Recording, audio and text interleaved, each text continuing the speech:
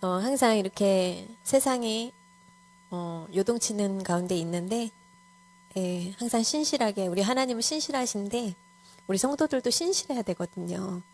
예, 근데 세상은 너무 급변하게 달라지고 변화무쌍하고 변동이 심한데 우리 성도는 그러면 안 돼요. 그래서 어떻게 하면 우리 성도들이 신실함을 가질 수 있을까?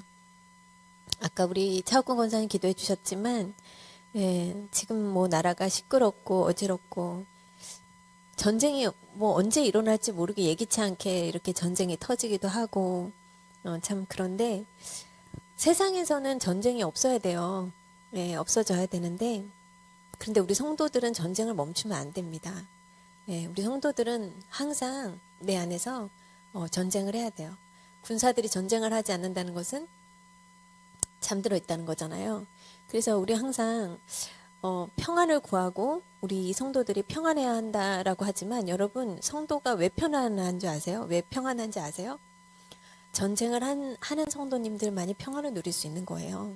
네, 전쟁을 하기 때문에, 늘 전쟁을 해왔기 때문에, 늘 깨어 있었기 때문에, 늘 새벽에 잠들지 않았기 때문에, 여러분들의 영성이 잠들지 않고 계속 전쟁을 치러왔기 때문에 여러분들이 평안한 거예요. 네, 어떤 상황에서도 평안할 수 있는 것입니다. 내 안에 전쟁을 잘하고 있는 성도님들은. 그래서 내가 하나님 앞에 신실하고 싶다. 그럼 우리는 평생토록 안주하면 안 돼요. 안주하는 순간 우리 안에 평안은 깨지는 거예요. 항상 성도들은 영적 전쟁을 하고 나와의 전쟁을 하는 것입니다. 그래서 우리는 항상 바울이 이야기한 그 육신을 치는 연습을 항상 하는 거예요. 왜냐하면 우리 인간은 타락된 존재잖아요. 어찌됐든 우리가 예수의 피로서 거듭났지만 우리 인간은 타락된 그 육신의 성정을 입고 있잖아요. 아직은. 그렇기 때문에 절대로 우리 몸을 길들이게 해서는 안 된다는 거예요. 항상 안주하게 하면 안 되고, 그래서 나 자신을 항상 하나님 앞에 점검하고, 그리고 영적 전쟁을 멈추지 말아야 됩니다. 네, 성도들이 영적 전쟁을 멈추는 순간 어떤 증상이 일어나냐? 세상으로 갑니다. 그리고 하나님의 말씀보다 세상의 소리에 귀 기울이기 시작해요. 오늘은 그 이야기를 나누고자 합니다. 그래서 오늘 우리 열왕기하 12장을 볼 건데요.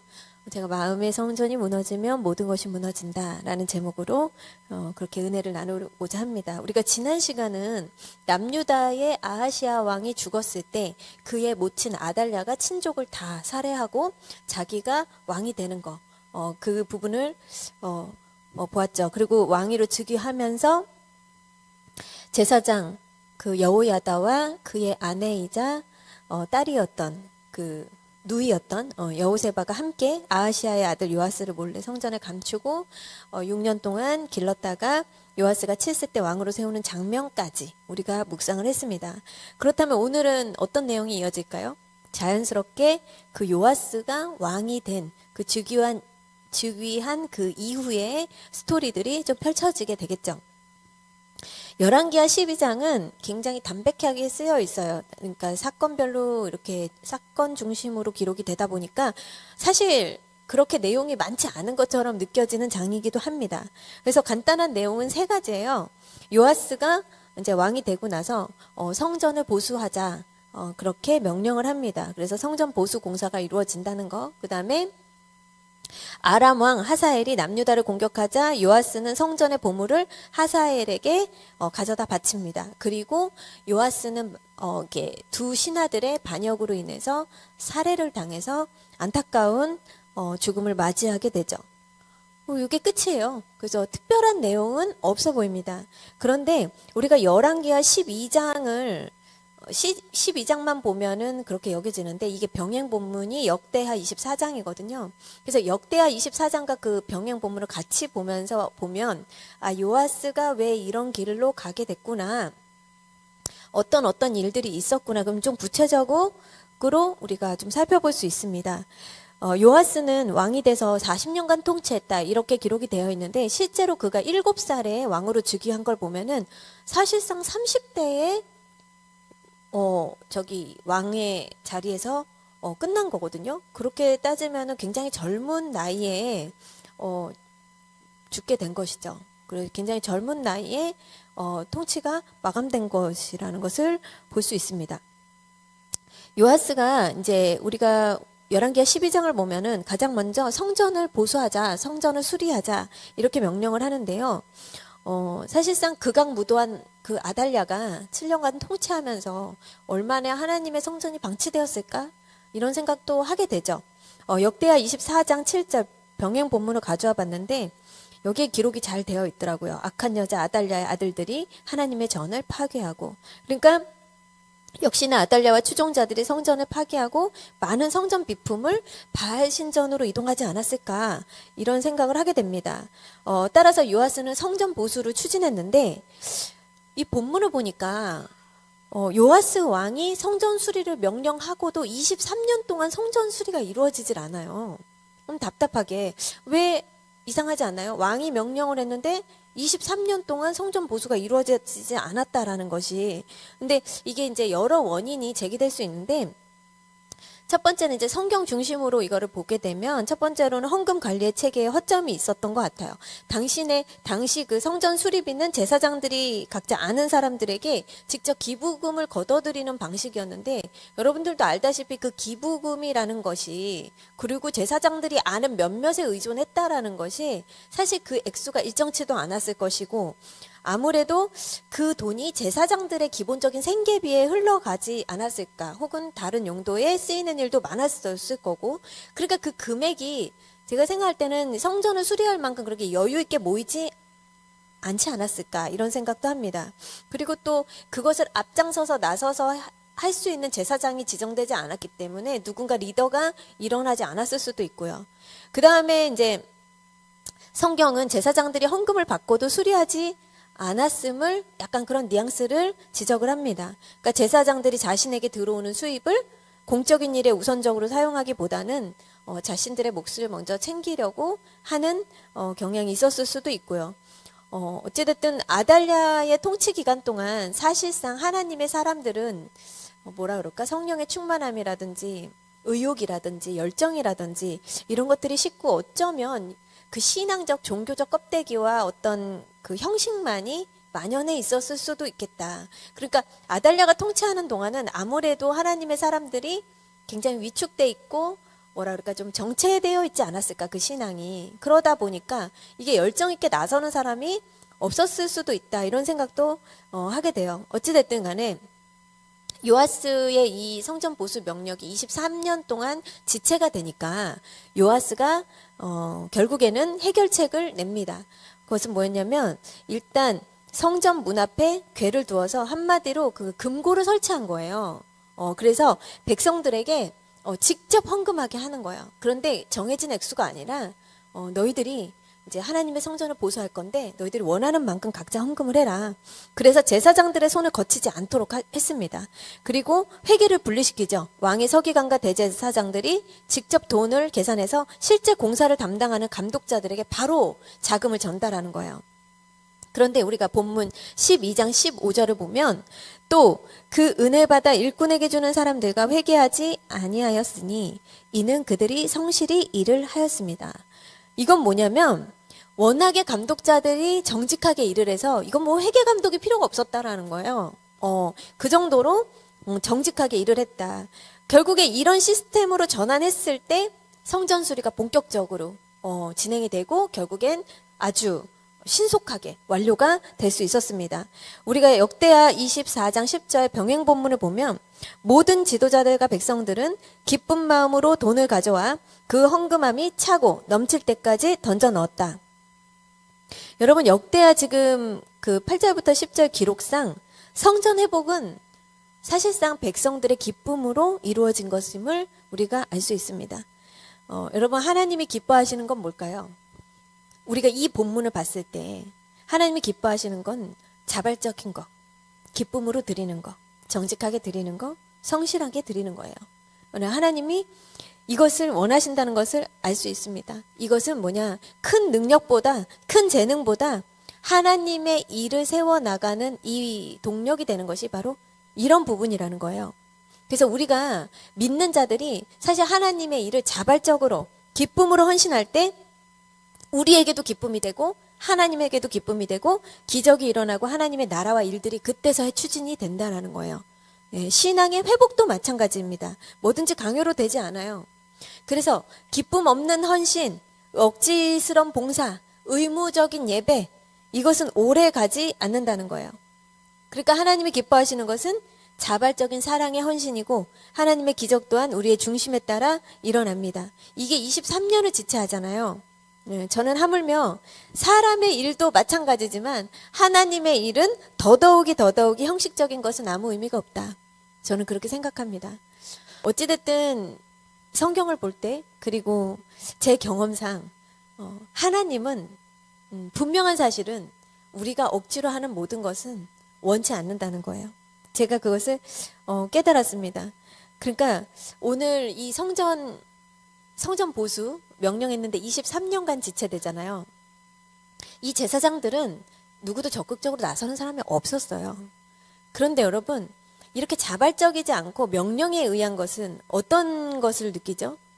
23년 동안 지체됐다는 건 시간만 헛되이 낭비한다는 거예요. 이 23년이 얼마나 아까워요. 그렇잖아요. 시간이 아깝다는 거예요. 기쁨으로 자발적으로 성실하게 한 백성들로 말미암아 성전 수립 공사는 그냥 일사천리로 진행이 되잖아요. 하나님도 기뻐하시고 백성들도 기뻐하고. 그래서 저는 그렇습니다. 이게 어쩌면 하나님은 우리가 하나님께 드리는 이런 억지스러운 자발적이지 않은 그런 것들이 하나님께만이 아니라 우리에게도 시간 낭비일 수도 있다. 이런 생각이 들고는 합니다. 어찌됐든 간에 하나님이 우리에게 인간에게 자유의지를 주신 것은 뭘까요? 인간에게는 왜 자유의지를 주셨을까? 그런 걸 생각할 때 하나님은 우리의 마음이 동하지 않는 것을 원치 않는다는 거예요. 하나님은 우리의 마음이 동하는 것을 굉장히 기뻐하신다라는 거죠. 예.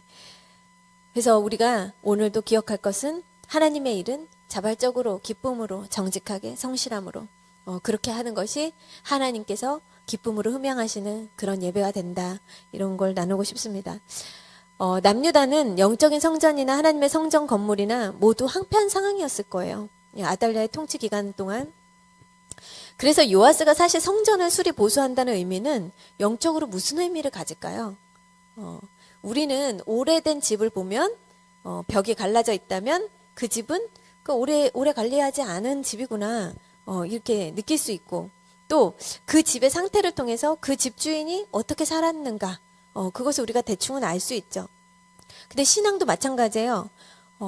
우리의 마음이 성전이 기도가 무너지고 말씀이 사라지고 예배가 약해지면 우리의 영적인 집도 우리 안에 있는 마음의 성전도 균열이 가고 문제가 생긴다라는 거죠. 조금씩 무너져 내린다는 거예요. 요아스가 성전 보수를 하겠다는 의지는 사실상 영적으로 남유다의 신앙을 내가 개혁하겠다는 의지가 반영된 거예요. 물론 성전을 건축하는 것도 있었겠지만 얼마 전 TV에 그 교회에 주 5일 나가 있는 그 여자 성도님이 나오셨는데 이제 그 남편의 그 문제, 그러니까 그 남편이 이 상담을 요청한 이유는 집안 살림과 청소는 엉망이라는 거예요. 그러면서 보니까 이제 집안은 전혀 정리가 안 돼 있는데 항상 교회에 주 5일 가 있다. 이게 그 신랑의 불만인 거예요. 그럼 이런 여자들은 자신의 남편을 전도할 수 있을까요? 그래서 저는 그래요. 그분은 그러고서도 하나님을 사랑한다고 고백할 수 있지만 우리는 어쩌면 스스로 속이는 거일 수도 있어요. 하나님 만족이 아니라 자기 만족인 신앙도 무척 많으니까. 그래서 저는 우리 성도님들에게 집안 엉망으로 하고 교회 오지 마세요. 저는 그런 거 바라지 않아요. 정말로. 예. 눈에 보이는 것과 눈에 안 보이는 거 전혀 관계가 없다고 생각하시면 절대 안 됩니다. 육적으로 정신없는 분, 영적으로도 정신없는 거예요. 예, 그거는 뭐 틀림없는 사실입니다. 더러운 것은 겉으로 더러운 것은 영적으로도 더러운 것입니다. 예, 이것은 핑계할 수 없는 거예요. 그래서 저는 그래요. 우리 성도님들이 만약에 제가 가가호 방문을 했는데 집안 꼴이 엉망이다. 그러면 저는 새벽 예배 금지, 금요 예배 금지, 그 예배자의 자격이 없다라고 판단을 내릴 것 같아요. 그래서 우리는 항상 영육 간에 이 밸런스가 잘 맞아야 되고, 누가 봐도 삶의 질서가 있고, 예, 누가 봐도 인정할 수 있는 그런 덕의 수준만큼 이뤄야 돼요. 왜냐하면 그리스도인들은 하나님이 신약 성경에서 계속 강조해 너희들은 모든 영역에서 덕을 세워야 된다고 말씀하시잖아요. 예, 우리는 그것을 지향해 나가야 됩니다. 어찌됐든 요아스의 성전 보수 개혁은요, 실제로는 영적 개혁을 의미합니다. 그래서 오늘 본문은 무너진 하나님의 성전을 다시 세우는 이야기지만, 하나님은 남유다 백성들에게 묻고 있는 거예요. 너희 마음의 성전은 지금 어떤 상태이니? 이제는 너희들의 영적 상태를 재검할 때이다. 이렇게 말씀하시는 거예요. 그런데 요아스의 말년은 참 안타깝습니다. 아람 왕 하사엘이 공격하자 요아스는 자신의 조부가 하나님께 드린 예물까지 싹 다 이렇게 모아가지고 그 적군에게 뇌물로 바쳐요. 근데 그 부분에서 왜 이렇게 했을까라는 의문이 좀 들었는데, 나중에 결국 그는 신하들의 반역으로 살해되어서 죽게 됩니다. 왜 요아스의 말년이 이렇게 좀 안 좋을까? 이런 생각을 하면 역대하와 연계해 보면은 조금 그 답이 나옵니다. 열왕기하 12장 2절을 보니까, 요아스는 제사장 여호야다가 그를 교훈하는 모든 날 동안에는 여호와 보시기에 정직히 행하였으되, 그러니까 여기서 보니까 여호야다란 자신의 제사장이었잖아요. 그러니까 그 제사장이 그 곁에서 교훈하는 날 동안에는 여호와 보시기에 정직히 행했대요. 요아스를 숨겨주고 먹여주고 키워주고 왕으로 만들어준 게 제사장 여호야다였잖아요. 그러니까 이 여호야다의 영향력은 사실 이 요아스 왕에게는 부친과도 같은 거예요. 그러니까 아버지의 영향력이었던 거죠. 굉장히 그 영향력이 강했을 거다, 이런 생각을 합니다. 그런데 역대하 24장 15절을 보니까 그런 여호야다가 130세에 이제 나이 많아 죽었다, 이렇게 기록이 되어 있어요. 그런데 이렇게 여호야다가 죽었다는 기록이 있자마자 안타깝지만 요아스는 하나님을 떠납니다. 그리고 상황이 완전히 역전이 돼요. 그 역대하 24장 17절을 보니까 여호야다가 지금 신앙 지도자의 말을 듣다가 세상 지도자의 말을 듣기 시작했대요. 유다 방백들이 와서 왕에게 절하니까 왕이 그들의 말을 들었다. 그럼 여러분, 하나님의 말씀을 듣다가 이 세상 사람들의 말을 따르게 됐을 때 역대하 24장 18절을 보니까, 그의 조상들의 하나님 여호와의 전을 버리고 아세라 목상과 우상을 섬겼으므로 그 죄로 말미암아 진노가 유다와 예루살렘에 임하니라. 요아스는 결국 우상 숭배로 돌아섰다는 거예요. 어떻게 이렇게 빨리 돌아설 수 있을까? 예, 그러나 하나님은요, 선지자를 통해서 계속 경고를 하십니다. 요아스에게. 그런데 나중에 하나님은 보다 못해서 여호야다, 그러니까 죽은 제사장 여호야다의 아들 스가랴를 성령이 충동을 해서 그 스가랴를 보내요. 그 아들을 보내서 예언을 합니다. 뭐라고 예언을 하냐? 왕에게 회개를 외치는 거예요. 어찌하여 하나님의 명령을 거역하느냐? 이렇게 책망하는 것이 바로 20절에 나옵니다. 너희가 어찌하여 여호와의 명령을 거역하여 스스로 형통하지 못하게 하느냐 하셨나니, 너희가 여호와를 버렸으므로 여호와께서도 너희를 버리셨느니라 하나. 그런데 놀라운 일이 일어납니다. 이렇게 자신을 위해서 충언을 해주는 이 자신의 아버지와도 같았던, 자신을 왕으로 만들어줬고 자신의 생명을 구해준 여호야다의 아들 스가랴를 돌로 쳐서 죽여버려요. 요아스가. 예, 그래서 요아스가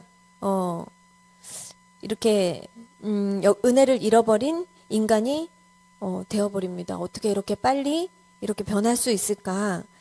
그런데 우리가 역대하 24장 22절을 보면 그 스가랴가 죽으면서 뭐라고 이야기를 하냐면, 하나님, 저들이 나를 죽인 죄값을 갚아주세요. 이렇게 자신의 아주 그냥 안타까운 그런 정말 죽음에 대한 원한을 갖고 이렇게 죽게 되죠. 여기서 이제 요아스의 실패 이유가 좀 나오죠. 그는 은혜를 잊어버렸습니다. 결국 아람 군대가 쳐들어와요. 근데 그 아람 군대가 아주 소규모의 작은 군대였다고 기록이 되어 있거든요. 근데 그 작은 군대를 이기지를 못해요. 성경은 뭐라고 기록되었냐? 하나님이 심판하셨기 때문에 이길 수가 없었다. 그들이 패하였고 요아스는 여기에서 자신의 신하들의 반역으로 죽음을 맞이하게 되는 것입니다. 오늘 요아스를 통해서 또 이 사건들을 통해서 우리에게 주시는 메시지는 뭘까요? 우리는 요아스가 무너진 이유 몇 가지를 알 수 있습니다. 아까 그랬잖아요. 요아스가 제사장 여호야다가 살아있는 동안에는 정직하게 하나님 보시기에 행하였다. 그런데 그가 하나님의 사람이 아니라 세상 사람 말을 들은 이후에 그는 차례차례 무너지기 시작합니다. 어떻게 무너지냐? 우상을 숭배했죠. 그 다음에 은혜를 저버렸죠. 그 다음에 살인을 합니다. 그리고 그는 멸망합니다. 근데 우상을 숭배한 건 덜 충격적인데 그가 은혜를 저버리고 자신을 살린 여호야다의 아들을 죽인 것은 더 충격입니다. 사실 스가랴가 도대체 잘못을 했다면 얼마나 잘못했다고, 그죠? 그래서 요아스가 무너진 순서를 보면 일단은 하나님의 말씀이 아니라 세상의 말에 귀를 기울였어요. 그것은 하나님의 말씀을 인간이 떠났다는 이야기고, 말씀을 떠나니까 어떻게 돼요, 사람이? 그 다음부터는 우상을 숭배하기 시작해요. 자신을 위한 우상을 숭배합니다. 그리고 우상을 숭배하니까 어떻게 돼요? 점점 멀어지죠. 그러니까 은혜를 떠나게 되고 은혜를 잊게 되고 하나님의 사람을 쳐 죽이는 일까지 하는 것입니다. 그래서 우리가 여기서 이제 요아스가 무너진 순서를 보면 우리에게 주시는 교훈을 알 수 있는데요. 그것은 뭐냐? 신앙이 무너지면 여러분 모든 것이 무너지게 돼 있다는 거예요. 요아스는 자기 생명까지 무너졌어요. 결국에 그 순서가 뭐예요? 시작이 하나님의 말씀을 버리고 신앙에서 돌아선 순간부터 그냥 날개 없는 추락이라는 이야기가 있듯이 추락하는 데는 날개가 없어. 얼마나 급진적으로 멸망하는가. 여러분 우리가 하나님의 말씀을 떠나면요, 우리는 급진적으로 삶이 그 눈에 보이지 않아도 그렇게 가는 거예요. 그래서 저는 그래요. 신앙이 무너진 그 자리가 점점 파멸해 가는 길로 가는 것이다. 너무나 그냥 끝도 없이. 저는 개인적으로 사람의 은혜를 잊지 않는 자가 하나님의 은혜도 잊지 않는다. 하나님의 은혜를 잊지 않는 자가 사람의 은혜도 잊지 않는다. 저는 그렇게 생각하는 주의거든요.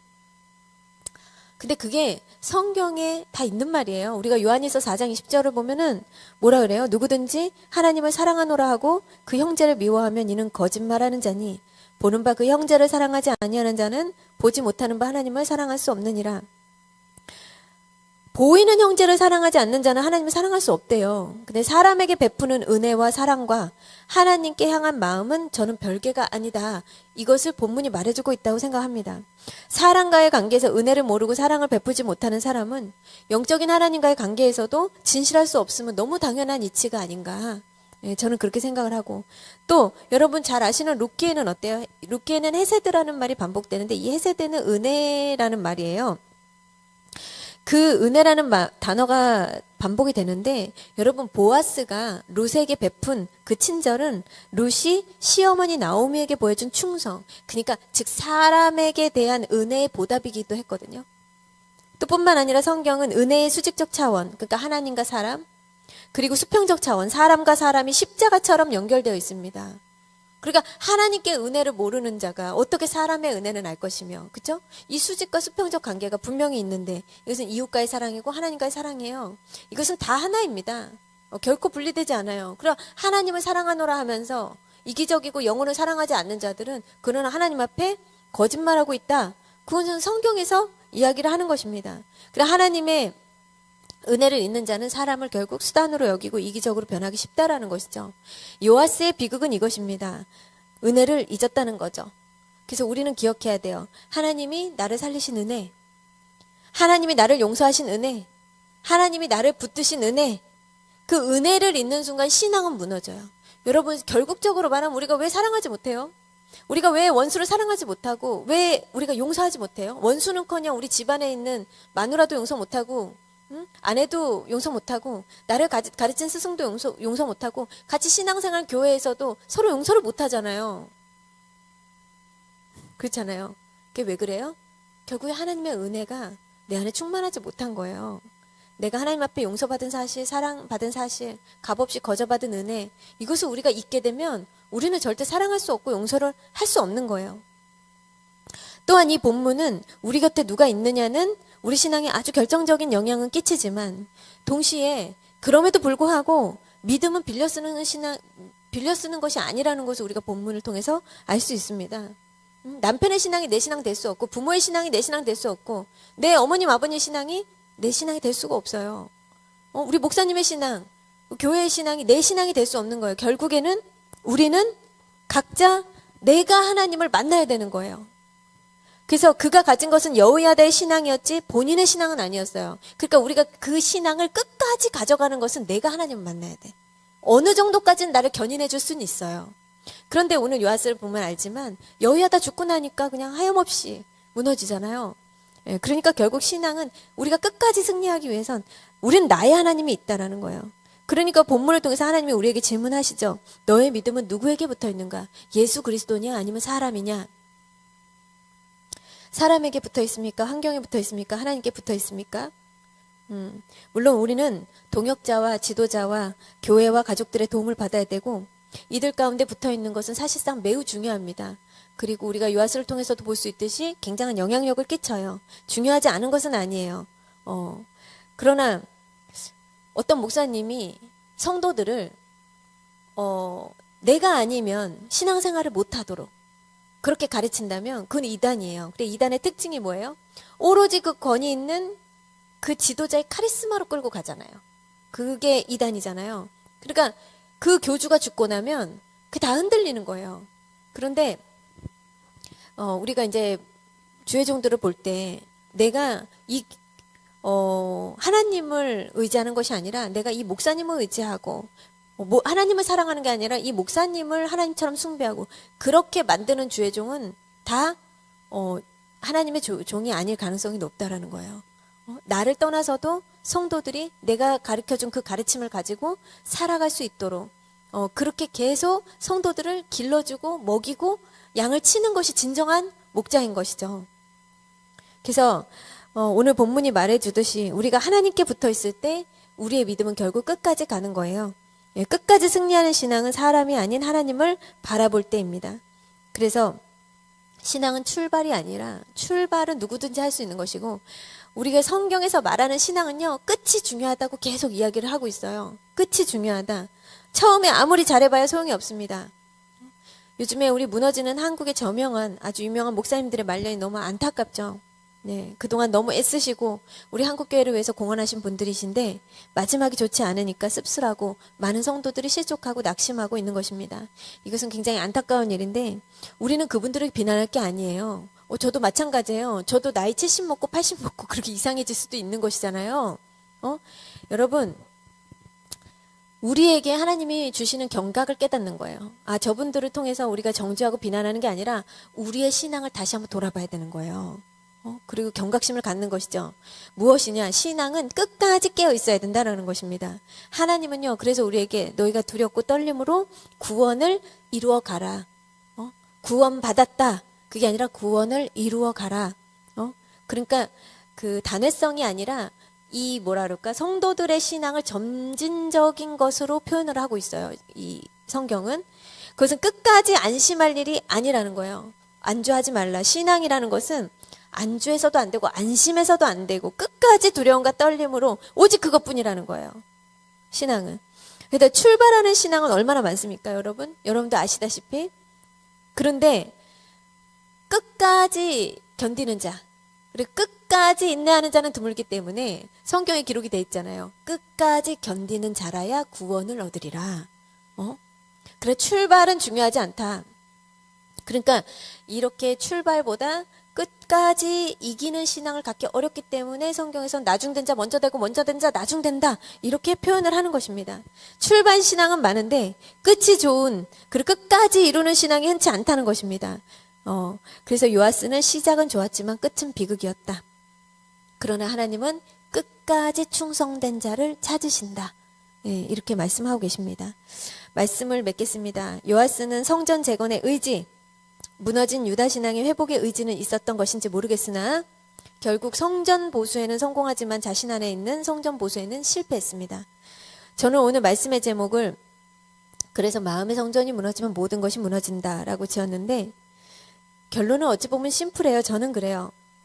요아스가 반역한 신하들을 잘못 만나 죽은 걸까요? 아니에요. 아까도 얘기했지만 모든 원인은 신앙이 무너졌기 다 무너진 거예요. 여러분, 우리가 하나님 떠나서요. 하나님보다 더 우리가 재물을 우상 삼고 어떤 다른 것을 우상 삼고 사람을 우상 삼고 우리는 절대로 잘 될 수 없습니다. 예, 그래서 우리의 가정, 사업, 재물, 그리고 모든 인간관계, 현실의 이야기로 보지만 성경은 절대 현실적 이야기로 보지 않는다는 거예요. 이건 모든 영적인 것으로 보고 있고 모든 신앙의 이야기로 보고 있다라는 거예요. 세상 사람들은 그래요. 사람이 안 되려니까 안 되지. 그렇게 이야기할 수 있지만 여러분들은 그렇게 해석하면 안 됩니다. 모든 원인이 그거는 아니더라도 우리는 모든 원인을 하나님 안에서 나의 신앙 안에서 찾아야 돼요. 이것이 1차적인 신앙의 자세입니다. 우리가 신앙인으로 살면서 나의 자녀가 친구 잘못 만나서 저리 됐다. 나의 사업이 파트너를 잘못 만나서 사기당했다. 우리 가정이 저 누구 때문에 이렇게 파탄났다. 이렇게 말하지 말라는 거예요. 이런 식의 해석과 접근은 세상 사람들의 접근입니다. 성경은 절대 그렇게 말하지 않아요. 가장 먼저 나의 성전이 어디가 균열이 갔나, 어디가 무너졌나, 어디를 보수해야 되나, 어디가 잘못되었나, 언제부터 어디부터 잘못되었나. 우리는 나의 신앙을 1차적으로 나의 원인으로 바라봐야 돼요. 그리고 내 신앙을 1차적으로 점검해야 되는 것입니다. 이것이 신앙인들의 원인이 어찌됐든 이것이 기본 자세라는 거예요. 그러나 하나님으로부터 멀리 가는 사람들의 특징이 뭘까요? 요아스와 같이 바른 말하면 귀를 닫아버려요. 그리고 바른 말하면 귀를 닫는 것뿐만이 아니라 돌로 쳐 죽이죠. 스데반도 죽었고 예수님도 그래서 죽었잖아요. 바른 말하다가 듣기 싫어서. 여러분, 하나님의 사람을 데려 짓밟는 것입니다. 그래서 고침받지 못하는 자들, 기회를 잃어버리는 자들, 깨닫지 못하는 자들, 점점 더 멸망의 길로 가는 자들은 절대로 들으려고 하지 않는다. 이것은 성경의 모든 인물 통틀어 공통점이에요. 우리는 세상의 말이 아니라 하나님 말씀에 귀를 기울이고자 노력을 해야 되는 거예요. 그래서 여기 오신 우리 성도님들도 하나님의 말씀을 들으려고 오신 분들이잖아요. 고침받는 것입니다. 기회를 얻는 것입니다. 그리고 그 안에서 회복되고 깨닫는 거예요. 잘 될 수밖에 없는 것입니다. 여러분, 모든 회복은 아버지가 나서야 돼요.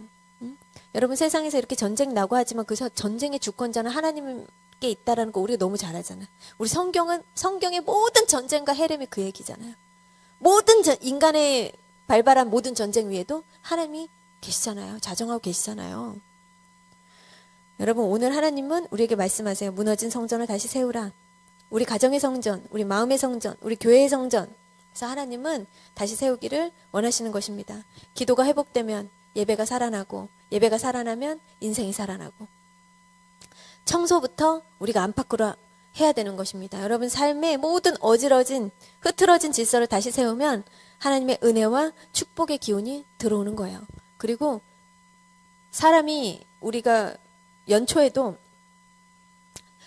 우리가 신년에도 마음을 다잡기 위해서 항상 하는 게 뭐예요? 막 집안을 대청소하고 꾸미고 그런 이유가 뭐예요? 그거는 내 마음을 새롭게 한다라는 거예요. 그러니까 여러분들은 청소를 해도 항상 저처럼 기도를 하세요. 전 청소할 때만 그런 게 아니에요. 전 목욕을 할 때도 기도합니다. 하나님, 내 영혼의 때도 좀 벗겨주세요. 제 마음의 때도 좀 벗겨주세요. 저 좀 고침받게 해주세요. 저는 청소를 할 때도 항상 그런 마음이에요. 예, 여러분들도 그러면서 기도를 해보세요. 그러면 여러분 안팎으로 하나님이 우리를 만져주시고 우리의 생각과 마음과 정신을 새롭게 해주십니다. 그래서 여러분, 행위로 하는 의지가 내 마음의 의지이기도 하다는 사실을 기억하시고 오늘 우리가 이렇게 기도하기 원합니다. 주님, 내 마음의 성전을 다시 세워주세요. 잘 지어진 것 같고 아직은 물이 없다. 아직은 건장하다. 아직은 튼튼하다. 그게 아니라 우리의 성전은 늘 깨어서 두려움과 떨림으로 감찰하는 것입니다. 그리고 나의 신앙에 안주하지 말고 늘 표대를 향해 나아가는 우리가 되게 해주세요. 기쁨으로, 자발적으로, 정직하게, 성실하게 그렇게 하나님을 찾고 하나님을 찬양하고 송축하는 나의 인생이 되길 원합니다. 예, 이렇게 우리가 각자 기도하고 개인의 기도 제목을 가지고 그리고 교회와 나라를 위해서 우리 잠시 기도하는 시간 갖도록